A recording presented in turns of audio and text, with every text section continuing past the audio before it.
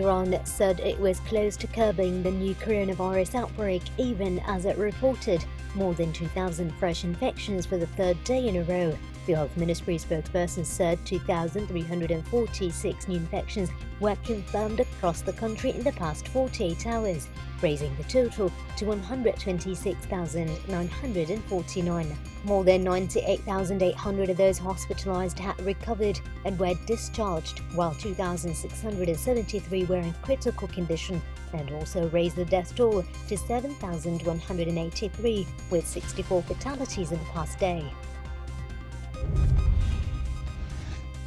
According to a draft law approved by the cabinet, Egypt will deduct 1% from people's salaries for 12 months beginning July 1st to offset the economic repercussions of the coronavirus. The tax will be imposed across all sectors of the economy in both the public and private sectors for net monthly salaries exceeding 2,000 Egyptian pounds. A tax of 0.5% will be deducted from state pensions. Those affected economically by the outbreak may be exempted from the tax. France and the United Nations envoy to the Middle East urged Israel against annexing part of the occupied West Bank. French Foreign Minister Jean-Yves Le Drian said a partial annexation would be a serious violation, and France is working with European partners to come up with a joint action plan for prevention and reprisal should Israel make such a move. Several Security Council members, such as Indonesia and the European countries, have warned Israel against the planned annexations.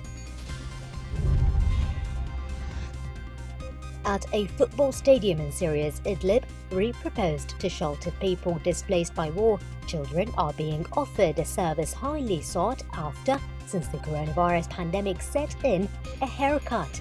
The camp is one of several in Syria's war-torn northwest region where makeshift barbers are being set up by the International Association for Relief and Development, part of a project to bring relief to children during the Eid al-Fitr holiday that marks the end of the holy month of Ramadan. The group is also distributing masks and educational brochures for children on how to prevent the spread of the coronavirus, as well as offering psychological support. The U.S. government imposed sanctions on Iranian government minister and senior law enforcement and military officials over human rights abuses. U.S. Treasury Secretary Steven Mnuchin said in a statement that the Iranian regime violently suppresses dissent of the Iranian people, including peaceful protests, through physical and psychological abuse. These sanctions block all U.S. assets and property of the officials and prevent U.S. financial institutions from dealing with them. Amnesty International urged the United Nations to launch an inquiry into the killing of protesters by Iranian security forces 6 months after they erupted over petrol prices. The demonstrations broke out across Iran on November 15th after the announcement of a shock decision to hike the price of petrol by up to 200%. They turned violent before being put down by security forces amid a near-total internet blackout.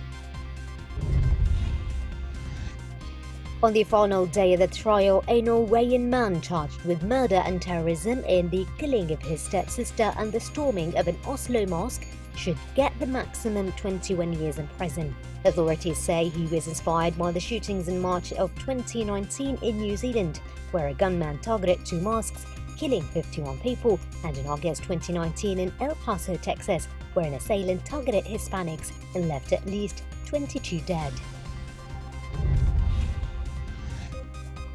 The Central Bank of Egypt will provide up to 100 billion Egyptian pounds in loan guarantees to banks to encourage lending to businesses during the coronavirus crisis. The decision comes during increased business risks in the market, especially with regards to companies and finance. The loans will carry an interest rate of 8%, well below the central bank's key overnight lending rate of 10.25%. Egyptian President Abdel Fattah al-Sisi announced that Libya's stability is integral to Egypt's national security. Speaking during an African Union-led contact group meeting on Libya, he said, Egypt will not be lenient with terrorist groups and their backers in Libya. The contact group held at the level of presidents met virtually to discuss the developments in Libya. He stated that he backs the will of the Libyan people and rejects foreign meddling in Libya's internal affairs.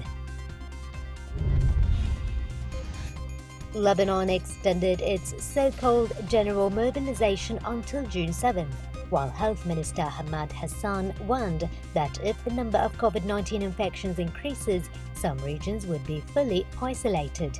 Also, Prime Minister Hassan Diab appealed to the Lebanese not to underestimate the pandemic and asked the security forces to strictly implement the preventive measures.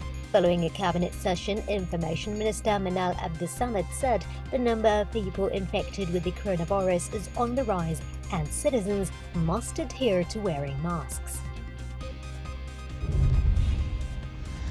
The legitimate Yemeni government reiterated its call on the Southern Transitional Council to retract its declaration of self-rule in the south and return to the implementation of the Riyadh Agreement.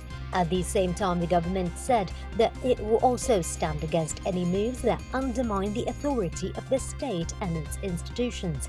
The government underlined its support for the pact, adding, however, on the Abiyan clashes, that it will not allow any party to undermine the authority of the state and prevent it from carrying out its duties towards the people.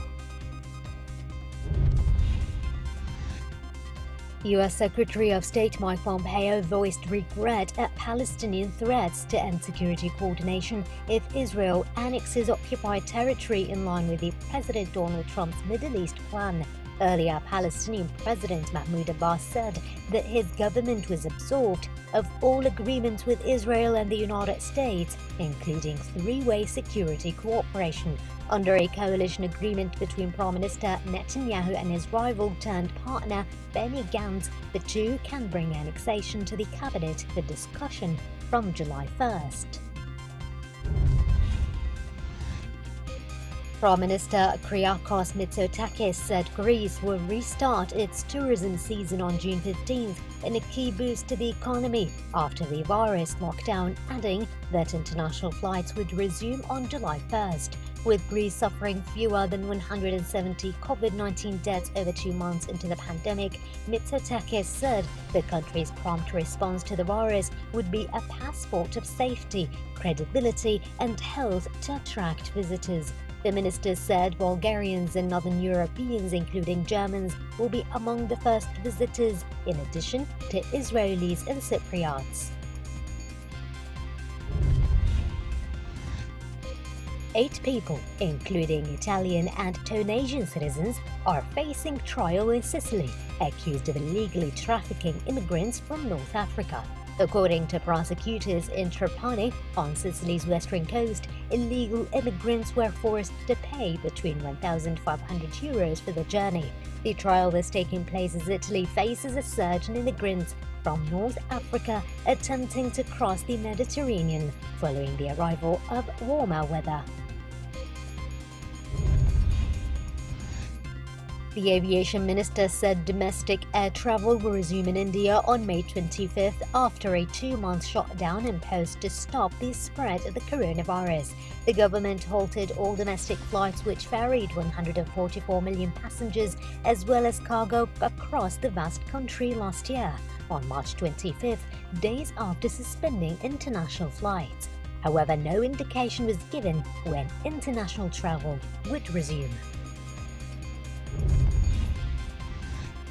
Turkey has secured a fresh source of foreign exchange from Qatar as authorities scramble to find foreign reserves to prop up the country's tumbling economy. Turkish and Qatari central banks are tripling the limit of their existing swap deal to $15 billion to facilitate bilateral trade in respective local currencies and to support the financial stability of the two countries. The lira briefly swung to a gain after the announcement, before erasing its advance to edge lower against the dollar.